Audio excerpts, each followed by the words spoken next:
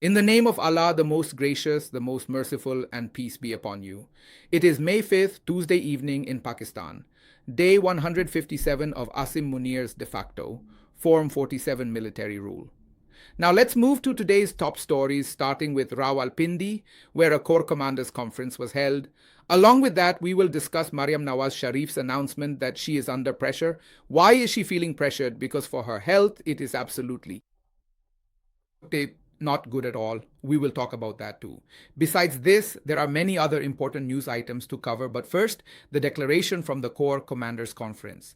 The main focus was on Afghanistan, where they claim terrorists from Fitna al-Khawarij have taken refuge and are carrying out operations in Pakistan. That was one topic. Secondly, they discussed the ongoing atrocities in Jammu and Kashmir and the extrajudicial killings being carried out, by which they strongly condemned. Now, I do not understand what would happen if India issued a similar condemnation back to Pakistan. Because the CTD and the Queen you have created, the Corps commanders need to think about Punjab, where you have given her total power, just as if she were the Queen of England. I said yesterday, take down the Queen's portrait and put up my sister's. At least it would be a family member. So, you have given her full authority to carry out extrajudicial killings, and she continues to do so in Punjab. I believe at least 2 to 3,000 people have been killed so far, maybe even more than 3,000 now. A list of about 2,500 people was submitted to the Lahore High Court or a petition was filed. Now that number has likely exceeded 3,000. Along with that, the way extrajudicial, well, what courts? There are no courts left. You have tried civilians in military courts against the Constitution and sentenced them, and no one cares for them. This very Supreme Court ordered that within 45 days, legislation should be made to give these people the right to appeal. Because in what happened in the military courts, you presented no evidence to the court, no documents. You destroyed these people's lives based on mere empty words. Fine. The court was also in league with you because the Supreme Court's initial decision was that civilians could not be tried in military courts, stating it was unconstitutional. Then you managed everything. You had the military trials conducted and Motima PTI. And at the same time, the court, well, even this completely useless court said, for God's sake, give them the right to appeal within 45 days so it can at least be discussed. Now, because you have no evidence, because you have punished innocent people, because this was all your agenda, if you allow the truth about May 9th to come out, Asim Munir and his associates will be the most implicated because in reality, it is a conspiracy by a few of our generals, Mohsin Naqvi and others, against Pakistan. If anyone attacked the country's national institutions, it was you people, and that whole conspiracy would have been exposed. That's why you did not let them have the right to appeal. Those poor people are rotting away in jails, serving sentences based on your injustice while you remain silent. Our Pakistan Tehreek-e-Insaf people say there is a great benefit to being in the assemblies. We have nearly 90 to 93 MNAs in the assembly, and we have senators too. Tell me, has there been any sit-in? If our MNAs had made even one effort that was visible to you and me, like a hunger strike in front of the assembly, not the kind of hunger strike that starts at 2 in the afternoon and ends by 3 or 4, in that time, even your facial contours wouldn't change. I mean, even if you were doing it for dieting, you'd have to do it a bit longer. What I'm saying is that our MNAs and senators made a mockery of themselves in all of this. I still don't understand why. That's why we say and have been saying since last June and July that except for the KP Assembly, Pakistan Tehreek-e-Insaf should resign from everywhere else, exit this entire system, and strip it of its legitimacy. Because this small task of implementing the Supreme Court's decision within 45 days, well, let's forget about succeeding in that since the generals have taken over everything. But you didn't even make any effort in that direction. Our MNAs, MPAs, and especially our MNAs and senators, at least we didn't see any. If you did, we'll apologize. Just show us the proof. Moving on, your Corps commanders have condemned the extrajudicial killings in Kashmir. I don't know when they will condemn the extrajudicial killings happening within Pakistan, which are obviously happening through the power they've provided, or when they will reconsider how to free the nation from this torment and change their mindset. Moving to the next news, they stated from there that they would take full action against the Fitna ul Hindustan. But the DG ISPR didn't tell us They could have mentioned in the press release that if India were to cut off our water, we would cut off their breath.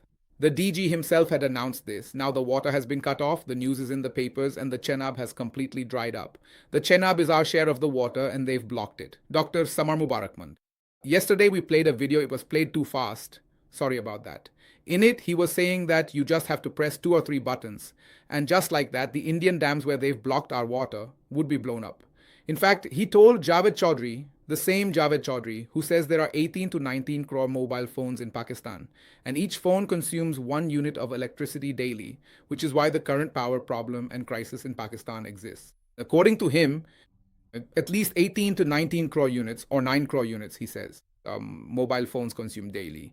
Now, 2 intellectuals were sitting there, both very respectable to us, including Dr. Sama Mubarakmand. Don't forget about Dr. Sama Mubarakmand that in 2014 in Chinyot, the 2 Sharif brothers were standing there along with Dr. Samar Mubarakmand, and they pulled a whole iron pipe out of the ground. In the whole world, iron doesn't come out in the form of pipes. Iron is extracted from the ground just like gold or crude oil. I mean, it's in different forms and needs to be processed before you can make useful things. There, both brothers were holding a pipe in their hands. It must have been a 4-inch or 6-inch pipe, quite thick. Now, I think some old pipe must have been buried there. They found it and claimed that iron was discovered there.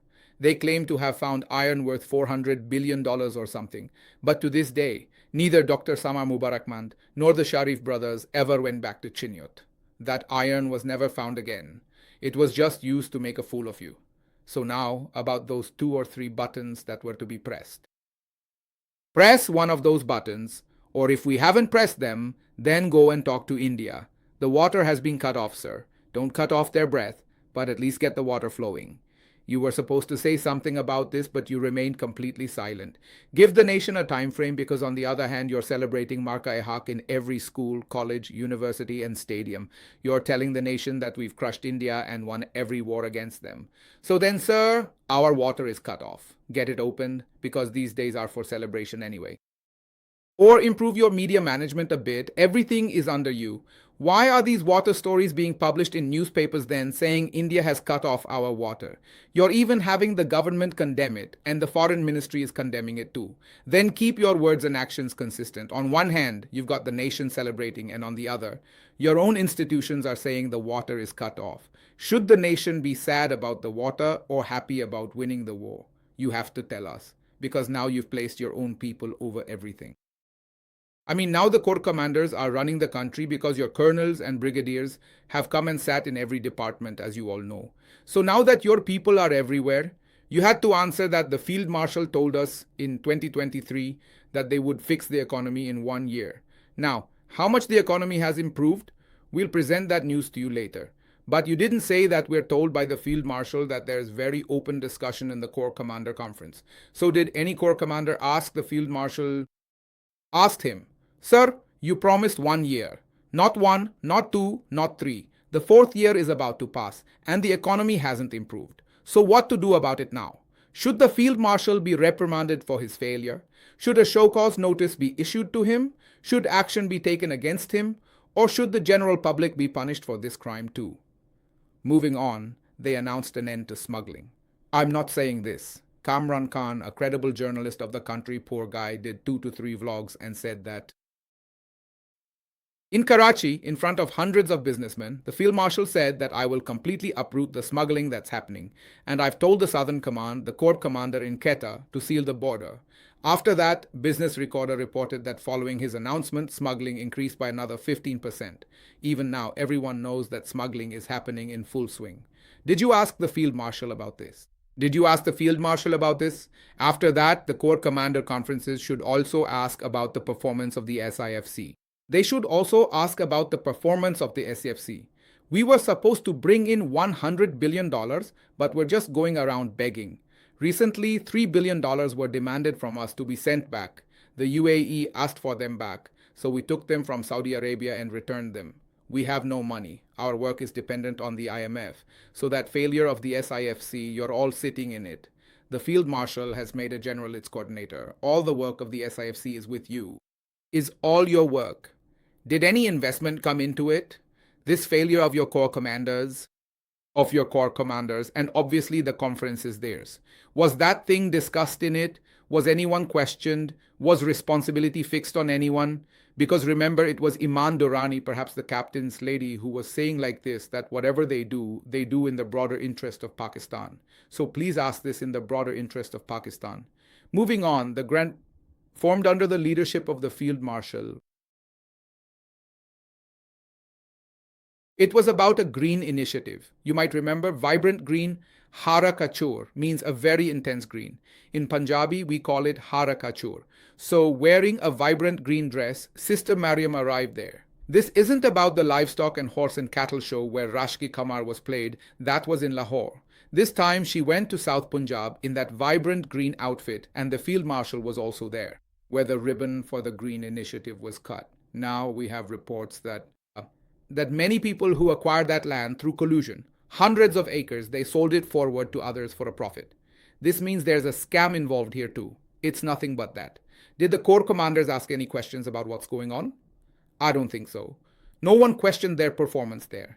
Then Mr. Mohsin Naqvi told us that $100 billion, this money, $100 billion, was laundered out of Pakistan in the last 3 years, meaning during the field marshal's time. It went abroad. He said if they catch 2 people, all the information will come out. On the other hand, your own federal minister, Kaiser Sheikh, says on television that people he knows have used hawala hundi, meaning money laundering, and sent money to the UAE. Now, someone should ask Mr. Sheikh who those 2 or 3 people are, or 4 or 10, who sent that money. Because Mohsin Naqvi has confessed that $100 billion, which the field marshal was supposed to bring into the country, has instead left the country. So, has anyone been held accountable or not? Was this discussed in the Corps Commanders Conference? Then, regarding the field marshal's very close associate, or his right-hand man, Mr. Mohsin Naqvi, Absar Alam has accused his wife of money laundering. He accused Mohsin Naqvi of hiding assets. But so far, no action has been taken against them, nor has Absar Alam been picked up. On the other hand, poor Fakhrur Rahman, you all remember him, a very senior journalist. He just shared someone's tweet or a statement and he was picked up. Absar Alam formally accused Mohsin Naqvi of money laundering along with his wife, and also alleged that Mohsin Naqvi falsely used the army chief's name to get the Constitution 1 building vacated. I mean, several very serious allegations were made, but no one has touched Mr. Absar Alam yet. I don't want him to be harassed. I will not support extrajudicial actions or anything like that against anyone.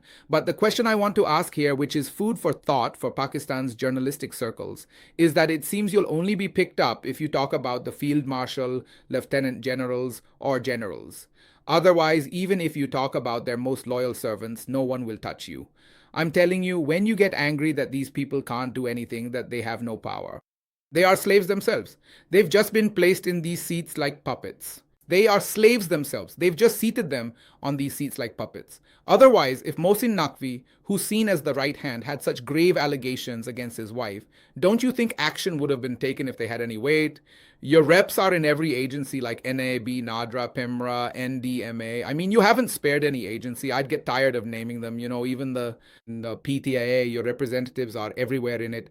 Now, governance in the country is going from bad to worse. Did you ask the field marshal that despite taking over the entire country, governance has plummeted, and obviously you're the ones responsible, all the corps commanders. So have you asked anyone these questions? Anyway, let's set aside the other matters. In terrorism, we've recently hit number 1. Not lumber 1, but number 1.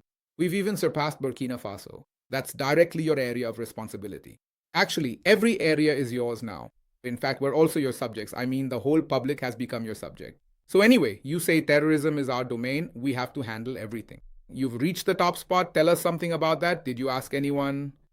Did you hold anyone accountable? Did the corps commanders take responsibility? Or did they express any regret to the nation about this? Did they say our performance isn't good? We'll fix it. Yeah. Why is there bad governance? And we're also number 1 in terrorism globally. Then the passport, you just mentioned that salutes are being showered. Because you mediated, we soared. The flight, now the field marshal had said that. Now Pakistan must progress. The question is at what speed? Sir, don't make it go this fast, please. We beg you. This speed is a bit too much. Passenger or not, the speed is 190. Slow down a bit. At this rate, we'll hit the top spot here as well. Because already, listen to the names of the countries we've fallen behind: Somalia, Ethiopia, Eritrea, Sudan, South Sudan, Myanmar, Congo, Bhutan, Haiti, Chad, Uganda, Mali, Niger, Togo, Burkina Faso. Our passport has fallen below all these countries. There are only three countries in the world whose passport we're above or equal to, meaning we've, you could say, sunk into the ground. We're not even on the ground, but rather buried under it. Our passport ranking is such that now no one wants to give a visa. So, in this whole situation, whose responsibility is this? Will you tell us? Will you hold someone accountable? Will you have some discussion among yourselves or not? Yes, you must be told that Bangladesh, which used to be a part of Pakistan, is at number 95. And India, whom we defeated and who's cut off our water, is at number 77. Who's responsible for all this? Will the Corps commanders take the nation into confidence? Because you've taken all the authority. You've made petrol prices the highest in the region. That India, which you defeated, that India didn't increase petrol prices. It gets petrol from the same place. In fact, recently you'd have coverage of the petrol crisis in India on your media. That there's a major crisis there and they don't know how they'll manage. But they didn't increase the price of petrol by a single penny, not even 1 cent. The price of petrol here is right in front of you. You've not just doubled it, but tripled it. So, will you answer for this? Even Bangladesh hasn't increased it like this, nor has anyone else. The way you have increased the prices of petrol and diesel. I don't know who will answer this, but let's move on to the next news from today's Daily Junk. In Pakistan, over the last 10 months, the trade deficit is $31,988,000,000. Our 10-month trade deficit is approximately $32 billion. 32 billion.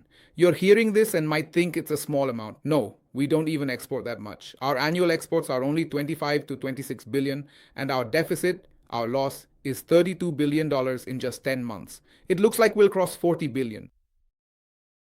Now, this is for the first 10 months, but let's look at Pakistan's exports during these 10 months. They're only $26 billion. And Pakistan's imports, we've imported goods worth about $58 billion from abroad. So obviously our deficit was bound to be this high. Along with this, keep in mind that last year's deficit was $24 billion. This means under the Field Marshal's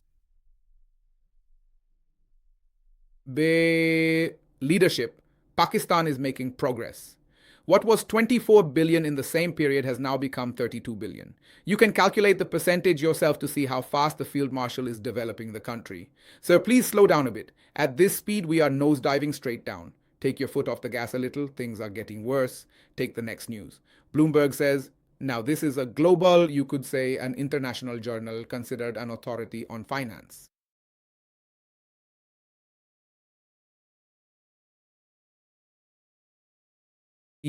They say that this growing deficit of Pakistan, $32 billion in 10 months, has put Pakistan's economy in further trouble. And the exchange rate, meaning the exchange rate between the dollar and the rupee, is also heading towards deterioration or could happen at any time. This is Bloomberg's assessment. Moving on, there's a story by Shahbaz Rana today that the IMF has raised questions about Pakistan's sovereign wealth fund and said to stay within your limits while selling this sovereign fund. You don't have enough assets to match the funds you're offering abroad to attract investment. So now, the value or the amount of that fund has also been reduced by you. This is another blow to Pakistan. Next, news from Shahzad Paracha is that the UAE government, following the Dubai leaks, has refused to provide information to Pakistan regarding the properties of Pakistani citizens. The FBR had created a special unit whose job was to find offshore properties, and it was named the Offshore Properties Wing. The FBR thought they would just go and the UAE would hand over the information on a silver platter and they would take action against these people. Obviously, they would spare the elite, but if an ordinary Pakistani got caught, they would crush them. But now that the UAE has refused, you know what has happened after that. It's not that some other method was used, they simply shut down that department. This is yet another, you could say, feather in the Field Marshal's cap, another success added to his record. Then, on one hand, Pakistan is acting as a mediator between America and Iran, while on the other hand, 11 Pakistanis have been held hostage since the 21st of April. It's been over 15 days now, and these Somali pirates who have taken them hostage, Pakistan isn't making any real effort to get them released. So far, Pakistan hasn't engaged with them at all. Obviously, Pakistan has a defense agreement with Saudi Arabia. Help could be sought from there too, but because they are ordinary laborers and not part of the elite. If they were elite, there would be an uproar. So, while we mediate for others, our own people, Just yesterday, we were saying we handed over 22 Iranians from the ship seized by America, but our why own 15 people have been kidnapped by Somalia, and we haven't told the nation anything about them yet, neither the corps commanders nor anyone else. Then, just today, a prominent religious figure from Charsada, a former assembly member and Sheikhul Hadith, Maulana Muhammad Idris Tarangzai, has been killed, martyred. He was a former MPA of the Jui, and this appears to be an act of terrorism. Security forces have cordoned off the area. This is the same path we've taken. And obviously, that's why we've become number one in terrorism in the world. This must be the reason. Moving on, let me present a situation to you. There's a Pakistani man, and I'd like you to recite a prayer for his safety as you watch. Because after the things he said about our generals, I feel he's in danger. So I truly request my mothers, sisters, daughters, children, elders, and friends to please pray for his protection. Listen to what he says. Today it's only about the interests of the military. If you say today that landlords have interests, that would be wrong. The truth is today land ownership has become a secondary matter. Capitalism has become secondary. God has handed this country over to the military. It belongs to them now. And they haven't become men of God. They have their own interests. They are benefiting the most from this Pakistan. Because a landlord is after all a landlord. He earns and eats from his own estate. Whether he gets to rule the country or not makes no difference to him. He has a standard of living, and you understand my point. It won't affect him. But General Zia-ul-Haq and Ayub Khan rode bicycles, and look where they got. The real benefit went to those whose social class changed, our generals. They have housing societies, businesses, everything. So the military needs Pakistan's defense more than anyone else.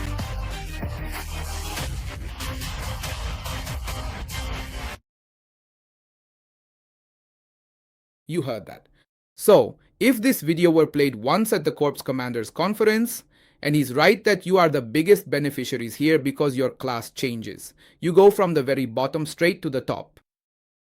And that's obviously due to corruption, because there's no other way. And suddenly, your whole situation improves, your class changes. So please, at some point during a Corps Commander's conference, I'm not talking about picking him up in a Vigo truck, I mean in a respectful way, if you could invite him and listen to why he feels this way, understand his perspective at the conference, or perhaps discuss the general public's current reaction within the Corps Commander's conference, then on Twitter and other platforms, Marka-e-Haq is being promoted through regular paid advertisements.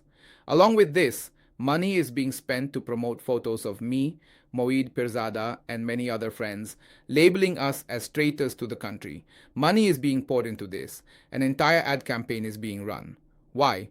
Just tell us, and we'll post our own photos on Twitter and write ourselves that you call us traitors. Or I'll tell the public that the Pakistani generals currently believe Shahbaz Gill is a traitor. And you can even write that I'm a traitor. So why waste the country's money? Instead of spending this money to call me, Moeed Pirzada, and others traitors, it would be better if you used it to help some poor person in Pakistan. You've already labeled us as such. Now you're spending money on ads, running promotions. You're spending money to deliver this message. Then the promotion of Marka-e-Haq is also regularly ongoing. Now, let's turn towards Adiala jail because today the sisters gathered there. Some people also arrived there. Praise to whoever showed up. But obviously we didn't see people responding to that call in the way that was expected. Not as many people showed up as were anticipated. Anyway, the sisters went there with hope, but the meeting couldn't take place. Once again, court orders were simply tossed into the trash can. On the other hand, because the applications for the suspension of sentences for Bushra Bibi and Imran Khan were dismissed by the Islamabad High Court against the law.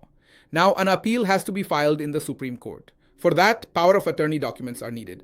Today, Imran Khan's lawyer, Khalid Yusuf Chaudhry, reached the jail again to get those documents signed.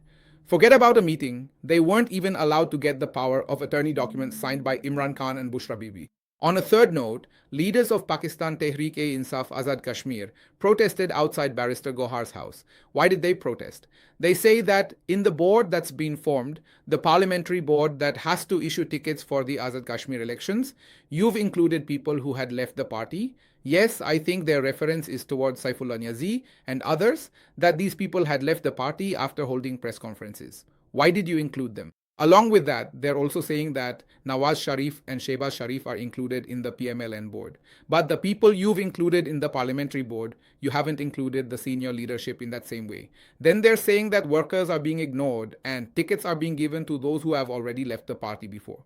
Well, I would also vouch for this because every time tickets are distributed, allegations follow that money was taken.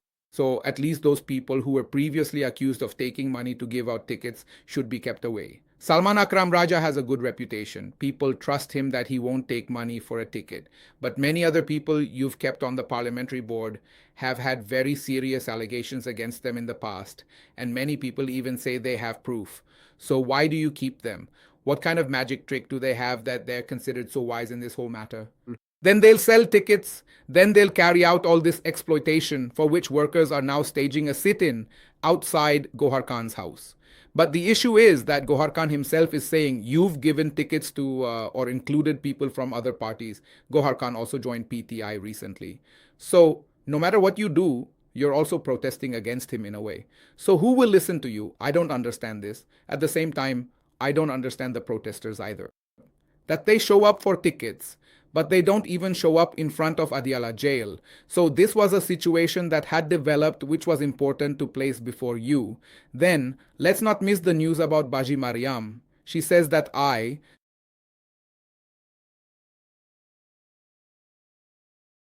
you would have never seen me dozing off, waving her fingers at them, and really my apologies. She's like a sister to me. I shouldn't say it, she's older than me too. But with due respect, Baji, she felt no shame at all saying this to the officers sitting in front of her. Well, however they are, poor things, even if they're spineless, they must have come through some job rules and regulations. You, on the other hand, are sitting on fake seats. You only have 17 seats. You don't even have the mandate to say all these things and issue orders. But with such audacity, with such lack of shame, my Baji sits there looking straight into the camera lens, reading what's scripted for her like a small child being coached. Every single sentence is written down, and she's just told that you're like Anil Kapoor in that movie, who became Prime Minister for a day. Baji has been made Prime Minister for several years by Chaudhry Nizamuddin, so she's also given a script. She acts every day, she reads the script every day. Let's hear what she said in her own words. I don't take a salary, but I'm here to take the pressure. You are paid to take the pressure. If you cannot sustain the pressure, if you cannot take the pressure, if you cannot take the pressure of work, the pressure of the job, the pressure of performance, then you have other career options. You have very good options. Please go and enjoy relatively, better. You heard that. Officers are sitting right there and they aren't even thinking, the officers themselves, that we should ask her, Madam, in what capacity are you saying this? You yourself have come without any merit, and you're telling people that I don't take a salary. You take a 1,300 crore plane. You've declared all your houses as camp offices. You take benefits worth tens of millions of rupees there.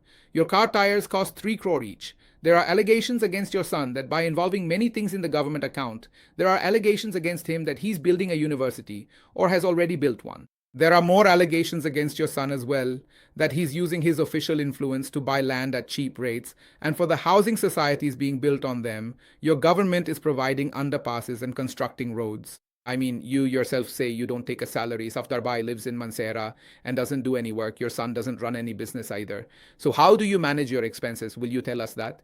This means that either you're doing business or you're involved in corruption. So you should tell us that yourself. Allow me to take my leave now. May Allah be your protector and helper. Long live Pakistan.